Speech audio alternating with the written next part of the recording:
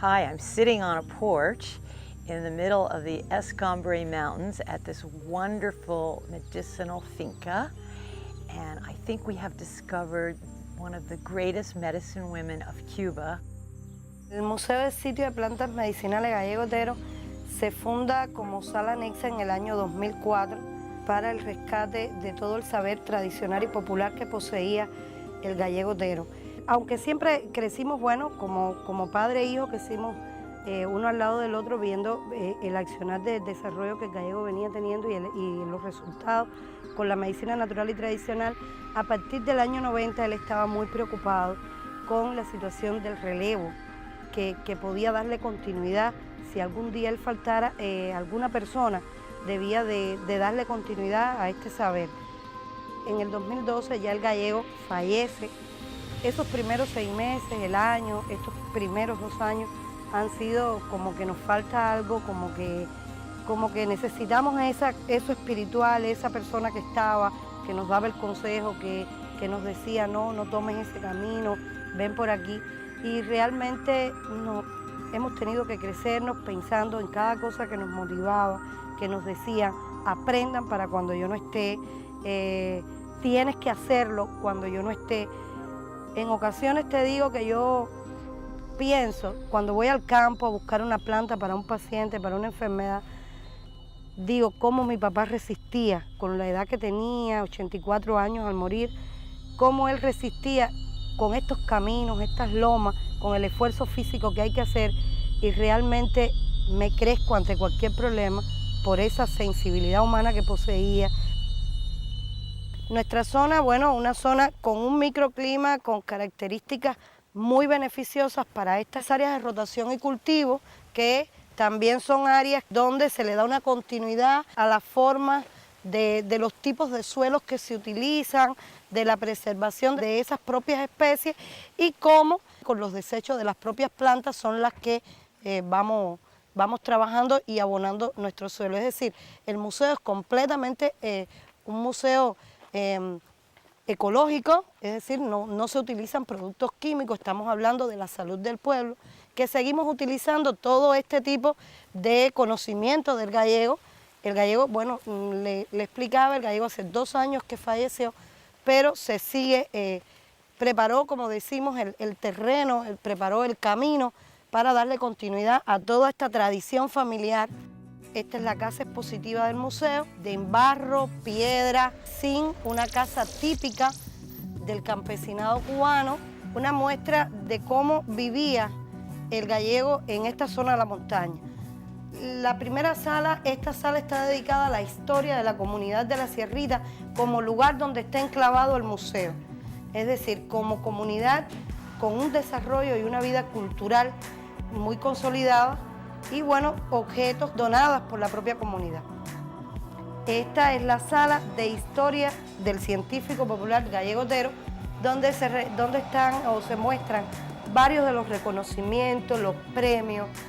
Aquí tenemos, bueno, algunos objetos, el premio Los Zapaticos de Rosa, la Roseta de la Ciudad. Toda la obra del gallego continúa, nosotros le estamos dando continuidad a todo este saber popular, a toda esta labor tradicional que él venía desarrollando desde sus ancestros, donde cada persona puede ver una planta, saber su reproducción, cómo se conserva y cómo se utiliza en nuestro lugar. Es decir, tenemos, bueno, ya algunos tipos de plantas. Esto es un pequeño invernaderito que estamos haciendo para la reproducción de las especies. Aquí tenemos el boldo, o tradicionalmente, como nuestra comunidad lo conoce, como paomín, novatropín, que es una planta que se utiliza para los problemas estomacales, es decir, para dolores de estómago, para digestiones lentas. Acá tenemos la manzanilla, la carquesa, el anís, la hierbabuena, el romero. Aquí tenemos el marilope, que es la flor de cienfuegos, la albahaca morada, la esclaviosa, la valeriana, el nitro, que son especies que son muy utilizadas en la comunidad y, bueno, que se traen aquí para que las personas la conozcan y se les pueda identificar.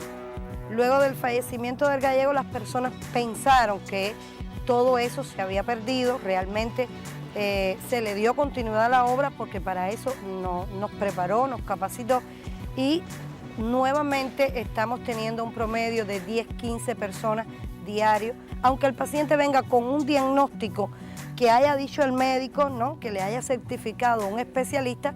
Nosotros lo que más nos interesa es saber cómo es su estado físico en el momento. Y a través de esa entrevista es lo que nos da la posibilidad de indicarle la planta o el tratamiento requerido. Es decir, es muy fundamental el intercambio con la persona enferma. It's my first time in Cuba, my first time at this living museum, which is a fascinating place. And I must say, I've traveled to many places to work with the Global Institute for Bioexploration and explore the traditionally used medicinal plants, and they have an unprecedented wealth of knowledge here, unlike many other places. And to see this passed on through generations, oral tradition of traditional knowledge and of healing the community is just amazing. I'd say this is a sanctuary of medicinal plants, and I'm just honored to be here and to learn. One of the wonderful discoveries we have made here is that the generations of medicinal plant use have been put into print by Tanya's father through an author who was a doctor, and this is the first book that came out, and there is another book in the making. También se va a incluir en este libro el recetario popular del gallego Otero, que está muy relacionado con los saberes que él trabajó históricamente y que en muchos casos tienen que ver y en otros no tienen que ver con las propiedades que comúnmente se le pueden atribuir a las diferentes plantas. Por ejemplo, él dio usos medicinales para determinadas afecciones, determinadas patologías de una planta y en otras no. O sea que este contexto popular, práctico que él llevó a cabo, se le va a dar continuidad en este libro.